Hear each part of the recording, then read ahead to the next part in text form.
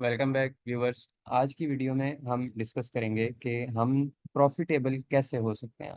मतलब हम अपनी जो हमारी सेल हमें आ रही है, हम उसको प्रॉफिटेबल सेल कैसे कर सकते हैं। पिछली वीडियोस में हमने बात की कि हमने प्रॉफिट कैलकुलेशन करनी कैसे है, हमने मार्केट कंपटीशन को थोड़ा सा डिस्कस किया और प्रॉफिट कैलकुलेशन हमने ज़रा थोड़ी डिटेल में डिस्कस की।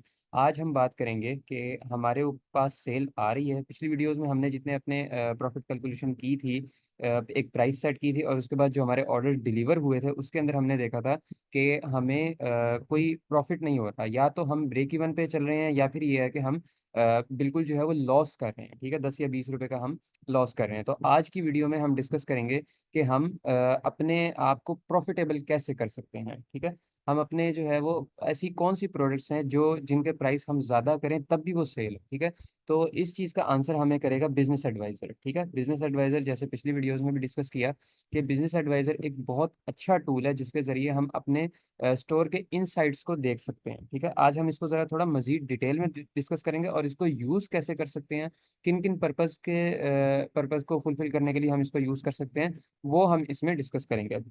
अच्छा, ये बिजनेस एडवाइजर का सारा डैशबोर्ड मेरे सामने आ गया। अभी ये दो जो हैं, एक रेवेन्यू और एक विजिटर, ये दो ग्राफ हमारे सामने ये दिखा रहे हैं हमें। अगर मैं इसको ऑर्डर्स भी यहाँ पे लगा दूं कि ये मुझे ऑर्डर्स का भी ग्राफ दिखाए, तो यहाँ पे इसने मुझे ऑर्डर्स का भी ग्राफ दिखा दिया। ठीक है, अब मैं इसको कहता हूँ कि आप मुझे रेवेन्यू का ग्राफ ना दिखाओ, मुझे सिर्फ ऑर्डर्स देखने हैं अपने और विजिटर्स देखने हैं।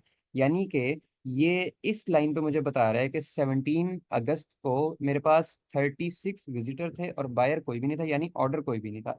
अगले दिन 35 विजिटर और एक बायर और एंड सो ऑन। ठीक है, तो इसको हम देख सकते हैं, यहाँ से हम एनालाइज कर सकते हैं ओवरऑल कि हमारा कितना जो है वो मतलब कितने विजिटर आए और कितने ऑर्डर्स हमें रिसीव हुए। इसी तरह रेवेन्यू पर बायर भी हम देख सकते हैं कि एक ऑर्डर के अगेंस्ट मुझे कितना रेवेन्यू जो है वो मुझे नजर आया। तो यहाँ मुझे ये दिखा रहा है कि 48 visitor, one buyer and revenue per buyer 1205। ठीक है, इसी तरह आगे मैं जाऊँ तो मुझे ये एवरेज रेवेन्यू भी दिखा रहा है। और ये यस्टरडे यानी एक दिन का फिल्टर है, तो मैं 7 डेज के ऊपर इसको चेक कर सकता हूँ और इसी तरह से जो है वो लास्ट 30 डेज को। अच्छा, 30 डेज का फायदा ये है कि यहाँ पर आप देखें कि 30 डेज यानी कि 1 मंथ, 1 मंथ के अंदर मुझे 55 ऑर्डर्स रिसीव हुए हैं। तो पर डे मेरी 2 ऑर्डर्स की एवरेज आ रही है। ठीक है, ऑल्दो ये एवरेज कोई अच्छी एवरेज नहीं है, लेकिन ये है कि मुझे एक दिन के 2 ऑर्डर मिल रहे हैं, ये मुझे यहाँ से पता लग रहा है 30 डेज के फिल्टर से। अब ये मेन डैशबोर्ड को हमने देख लिया, लेकिन हमारा जो असल टॉपिक है प्रोडक्ट्स की तरफ हमने जाना है कि कौन से प्रोडक्ट्स और प्राइस जो है वो हम देखें उसको कि जो हम इंक्रीज करें तो हमें सेल आती रहे। क्योंकि ये एक आप कह लें कि रूल है कि हम प्राइस इंक्रीज करते हैं तो सेल डाउन होती है। ठीक है, तो हमें देख के प्राइस इंक्रीज करने होते हैं, चेक करके प्राइसेस इंक्रीज करने होते हैं, उस प्रोडक्ट के प्राइस हमने इंक्रीज करने होते हैं कि जिस प्रोडक्ट के प्राइस इंक्रीज करने के बाद भी हमें ऑर्डर्स आते रहें। ठीक है, तो अब यहाँ पे हम कुछ फिल्टर्स इस्तेमाल करेंगे कि जब सबसे पहले जैसे यहाँ पे हमारे पास यस्टरडे के बजाय हम कम से कम 7 डेज का डाटा लेंगे। ठीक है, और आप सबसे पहले जो है ये सारे फिल्टर्स जो है वो हटा दें। ठीक है, यहाँ कुछ कम्बिनेशन ऑफ फिल्टर्स हम यूज करेंगे। रेवेन्यू का फिल्टर हम नहीं हटा सकते क्योंकि ये सिर्फ एक ही बचेगा। बहरहाल हम चलते हैं, हम सबसे पहले देखते हैं कि हमारे पास पे प्रोडक्ट विजिटर का जो है वो हमें चाहिए। ठीक है, प्रोडक्ट विजिटर हमारे पास कितने आ रहे हैं।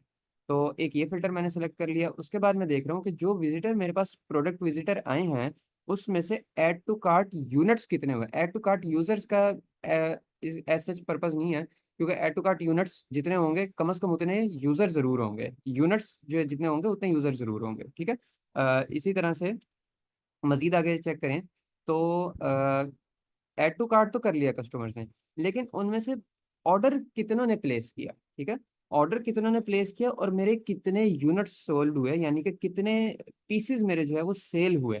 अब अगेन ये लास्ट 7 डेज का मैं फिल्टर यहाँ पे लगाया हुआ है। ठीक है, 7 डेज की मैं सेल चेक कर रहा हूँ। यहाँ पे अब मैं देखता हूँ कि मेरे पास जो टॉप पे लास्ट 7 डे में प्रोडक्ट आ रही है वो ये एक एप्पल वार्मर है, electric kids baby bottle feeder warmer. 112 मेरे पास जो है इसके अंदर 7 डेज के अंदर विजिटर आए और 112 में से 14 ने इसको ऐड टू कार्ट किया और 14 में से 8 ने ऑर्डर प्लेस किया। ठीक है, यानी कि 7 डेज में मुझे इसके 8 ऑर्डर्स रिसीव हुए।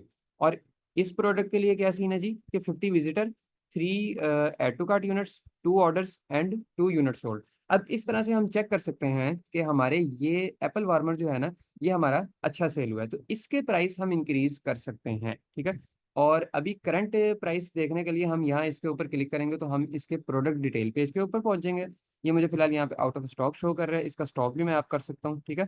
तो यहाँ पे ये एक्सटेंशन मेरी लोड हो गई है, और यहाँ पे मैं इसका जो है ये मैंने प्राइस देख लिया कि 905 के ऊपर मेरा लगा हुआ है। प्रॉफिटेबिलिटी कैलकुलेटर में चेक कर लेता हूँ कि मुझे कितना प्रॉफिट इसके ऊपर आ रहा है। तो डिलीवरी चार्ज 249 इसके लगे हुए हैं। सोर्सिंग प्राइस इसकी मेरी 575 प्राइस लिस्ट में आप देख सकते हैं, ठीक है। आपके टाइम में भी डिफरेंट हो। तो ये 20% मार्जिन के ऊपर मेरा ये सेल हो रहा है। तो यहाँ से एक और चीज़ हम देख सकते हैं कि ये देखें, 8 यूनिट सेल हुए मेरे, तो 8 × 175, ये तकरीबन 1000 से ऊपर बनता है। एक हफ्ते के अंदर इस प्रोडक्ट ने मुझे 1000 से ऊपर का प्रॉफिट दिया है, ठीक है। तो अब यहाँ पर मैं देखता हूँ कि 20% मेरे पास मार्जिन, जो कि एक अच्छा मार्जिन है, तो मुझे प्राइस इसके इंक्रीज करने की ज़रूरत नहीं है, ठीक है। क्यों? क्योंकि यहाँ पे मेरे पास इसका जो है वो ऑलरेडी सेल आ रही है, विजिटर इसके ऊपर अच्छे आ रहे हैं। मैं चलता हूँ नेक्स्ट प्रोडक्ट की तरफ। 50 इसके ऊपर पेज प्रोडक्ट विजिटर हैं, 3 इसके ऐड टू कार्ट यूनिट्स हैं। यानी कि इस प्रोडक्ट को विजिट किया है, लेकिन ऐड टू कार्ट बहुत कम लोगों ने किया है, और उसके ऊपर ऑर्डर वो उससे भी कम लोगों ने, 3 ने ऐड टू कार्ट किया, तो उसमें से 2 ने जो है परचेज किया, ठीक है। अच्छा, एक इंपॉर्टेंट चीज यहाँ पे आप और ऐड कर लें कि conversion rate, add to cart conversion rate, sorry ये वाला नहीं, ये वाला कन्वर्जन रेट आपके काम का है। कि यहाँ पे मैं देखता हूँ कि मुझे 7% कन्वर्जन आ रही है, और यहाँ पे 4% कन्वर्जन आ रही है। 2% कन्वर्जन रेट एक नॉर्मल कन्वर्जन रेट है, ठीक है। 2% से ऊपर जो है वो अच्छी है। अब ये एप्पल वार्मर जो है इसकी बहुत अच्छी कन्वर्जन है, और ये निप्पल की भी कोई बहुत बुरी नहीं है, बल्कि काफ़ी अच्छी है, ठीक है। मुझे क्या चीज़ बढ़ाने की ज़रूरत है? पेज विजिटर, प्रोडक्ट विजिटर बढ़ाने की ज़रूरत है, और सेल बढ़ाने की ज़रूरत है, यूनिट सेल बढ़ाने की ज़रूरत है। अब यहाँ पर 905 के अंदर मेरा इतना 20% प्रॉफिट मार्जिन मुझे नजर आ रहा है, तो मैं मार्केट कंपटीशन चेक करते हुए इसकी प्राइस लो भी कर सकता हूँ, मेरे पास मार्जिन है, ठीक है। तो मैं इसको सर्च कर लेता हूँ कि दूसरे लोग क्या सेल कर रहे हैं, कितना इसको सेल कर रहे हैं, ठीक है। तो मैं इसको सर्च करता हूँ अ, अपने कीवर्ड के ऊपर ही। एक तो ये बार बार आ जाते हैं। अच्छा, मैं इसको सर्च कर लेता हूँ, बेबी फीडर वार्मर, ठीक है, कोई भी कीवर्ड। तो उसके ऊपर मैं देख लेता हूँ कि ये प्रोडक्ट मुझे जो है वो किस तरह से नज़र आ रही है। तो ये मेरे पास लोड हो रहा है, और ये लोड हो गया, और मुझे यहाँ पे ये नज़र आ रहा है कि फीडर वार्मर के ऊपर ये वाला बंदा, जो कि मैं खुद हूँ, 905 का बैठा हुआ है। तो मेरी इसमें रैंकिंग भी बहुत अच्छी है, ठीक है। इस कीवर्ड के ऊपर मेरी रैंकिंग भी बहुत अच्छी है। तो एक और कॉन्सेप्ट आप समझ लें कि जितनी आपकी रैंकिंग अच्छी होगी, प्राइस मैटर नहीं करता उतना। आपका जितनी रैंकिंग अच्छी होगी, उतनी ज़्यादा सेल जनरेट करने का आपको चांस मिलेगा। तो दूसरे नंबर पे मुझे यहाँ पे ये नीचे ये वाला नज़र आ रहा है, जो कि मेरी ही वेरिएंट का है, ये 709 का सेल कर रही है, 729 का। तो मेरे प्राइसेस का तकरीबन 200 तक डिफरेंस है, सही है। ये वाला 849, 899, और इस तरह से आप मजीद जाते जाएं तो नीचे जितना रैंक डाउन होती जाएगी, आपको वहाँ पे प्राइसेस वगैरह का डिफरेंस नज़र आता जाएगा। जबकि मैं यहाँ पर 905 में भी बहुत अच्छा सेल कर रहा हूँ, ठीक है। तो मुझे इसकी प्राइस डाउन करने की एज सच ज़रूरत नहीं है, क्योंकि मेरे पास ऑलरेडी इस प्रोडक्ट की बहुत अच्छी सेल है मार्केट कंपटीशन के लिहाज से, ठीक है। तो अब मैं इसको चलता हूँ वापस यहाँ पर बिजनेस एडवाइजर के ऊपर, जो कि मुझे कन्वर्जन रेट भी यहाँ पे बता रहा है। नेक्स्ट मैं चलता हूँ फाइनेंस के ऊपर, कि मैंने यहाँ चेक तो कर लिया कि मुझे इतना प्रॉफिट जो है इसका आ रहा है यहाँ जिनॉन हंट से। ये 20% जो मैंने आपको दिखाया था ना, कि 20% उससे मुझे बता दी कि मुझे इतना प्रॉफिट आ रहा है। एक्चुअल में इतना प्रॉफिट आ भी रहा है कि नहीं? तो यहाँ पे मुझे ये दिखा रहा है कि 683 यहाँ पे मेरा ये अमाउंट आई है, जो कि मेरा ऑर्डर डिलीवर हुआ है। तो मैं कैलकुलेटर ओपन कर लेता हूँ, चेक करता हूँ कि वाकई इतनी मुझे बचत आ भी रही है या नहीं, ठीक है। अब ये मुझे बता रहा है कि 683 यहाँ पे मुझे आया है, जबकि इसमें से मैंने अपना निकालना है सोर्सिंग प्राइस, जो कि 575 है, माइनस पीपीएस अगेन, और ये ठीक है 88 मुझे यहाँ पे प्रॉफिट मार्जिन ये दिखा रहा है। जबकि जिनॉन हंट ने मुझे कितना दिखाया था, 175 तक दिखाया था। जिनॉन हंट का वहाँ पे अब प्राइस जो है वो हो गया है, मतलब प्रॉफिट कैलकुलेशन वहाँ पे एक्यूरेट नहीं आई। 88 कैसे आया? क्योंकि यहाँ पे ये देखें, शिपिंग फीस मैक्स की प्राइस 61 रुपीज़ यहाँ पे एडिड है, ठीक है। और शिपिंग फी डिस्काउंट 209 मुझे लगा हुआ है, और मतलब ये कैलकुलेशन जो है यहाँ पे ये चीज़ 61 रुपीज़ जो है एक्स्ट्रा है। तो अगर मैं इस 61 को यहाँ पे ऐड कर दूँ, ठीक है, जो कि वैसे अभी मुझे मिले नहीं है, लेकिन जस्ट मैं आपको शो कराने के लिए दिखा रहा हूँ, तो 149 तो ये जिनॉन हंट के तकरीबन बराबर आ गया। तो इस तरह के वेरिएबल्स का भी आपने ख्याल रखना है। मेरी प्रोडक्ट हाई प्राइस के ऊपर सेल तो हो रही है, ठीक है, लेकिन मुझे एक एक्स्ट्रा एक्सपेंस इस चीज़ का भी पड़ रहा है, ठीक है। तो यहाँ पे अब 88 मेरा आया था मार्जिन, ठीक है। तो 88 को मैं डिवाइड करता हूँ 896 से, जो कि मेरा product price paid by buyer है, ठीक है। 896, अब मुझे ये कितना परसेंट बता रहा है? अब मुझे ये 10% बता रहा है, 0.09। जब आप इसको 100 से मल्टीप्लाई करेंगे तो ये परसेंटेज आपको दिखाएगा 9.8, यानी कि 10%। 10% मुझे मार्जिन ये प्रोडक्ट दे रही है, ठीक है। और अगेन यहाँ पे ये 683 आया था, यहाँ पे 647 आ गया। और यहाँ पे क्या सीन है जी, कि फ्री शिपिंग मैक्स फीस यहाँ पे भी लगी हुई है, और इसी तरह यहाँ पे शिपिंग ज़्यादा पड़ी हुई है, ठीक है। Shipping fee paid by buyer 265, जबकि मेरे से 304 वैट समेत मेरे से ली गई है। अच्छा, एक और चीज़, यहाँ पे आप देखें कि 265 जो है वो इसकी शिपिंग आई हुई है, जबकि इस प्रोडक्ट की शिपिंग जो है वो 200 से ज़्यादा नहीं होनी चाहिए। क्यों?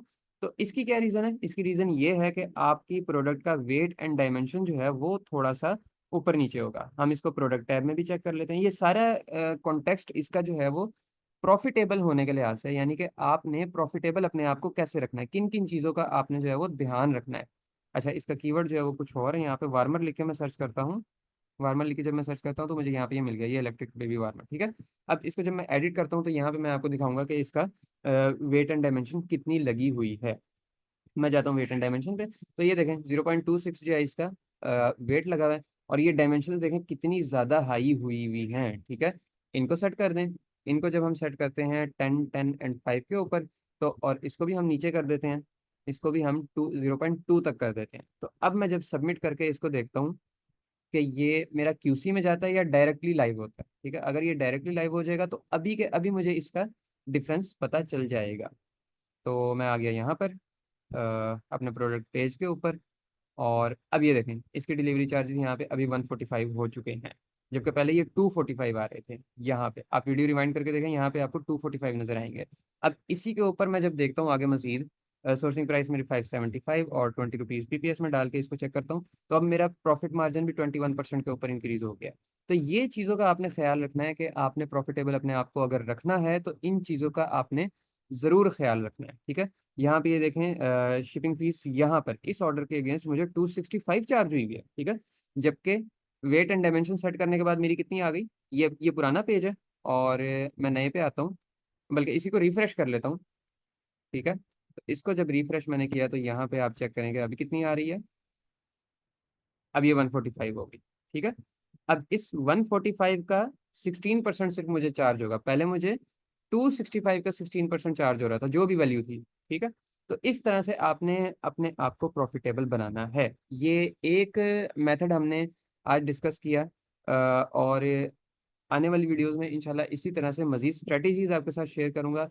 प्राइस कैसे अप करनी है, किन प्रोडक्ट्स की अप करनी है और किन प्रोडक्ट्स की डाउन करनी है, ठीक है। अगली वीडियो में हम बात करेंगे कि किन प्रोडक्ट्स की प्राइसेस मुझे डाउन करनी है, कम करनी है, ताकि मुझे उसके ऊपर भी ऑर्डर आए। अभी मैंने देखा कि मैंने अपने बिजनेस एडवाइजर की तरफ मैं चलता हूँ आपको लेके, कि बिजनेस एडवाइजर से मैंने ये चेक कर लिया कि किन प्रोडक्ट्स के अंदर मेरा जो है वो पोटेंशियल है कि वो मुझे अच्छा प्रॉफिट दे रही है, ठीक है।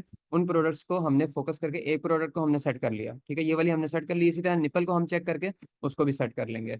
और अब मतलब ये कि अगली वीडियो में हम बात करेंगे कि किन प्रोडक्ट्स का मुझे प्राइसेस वगैरह जो है वो डाउन करनी है, ठीक है। तो उम्मीद है कि आज की वीडियो आपको पसंद आई होगी, और चैनल को ज़रूर सब्सक्राइब कीजिएगा और बेल आइकन भी ज़रूर क्लिक करके रखिएगा, ताकि अगली वीडियोस आपसे जो है वो मिस ना हो। कमेंट करके हमें ज़रूर बताइएगा कि आपको वीडियो कैसी लगी। अपना बहुत सारा ख्याल रखिएगा, तब तक के लिए अल्लाह हाफिज़।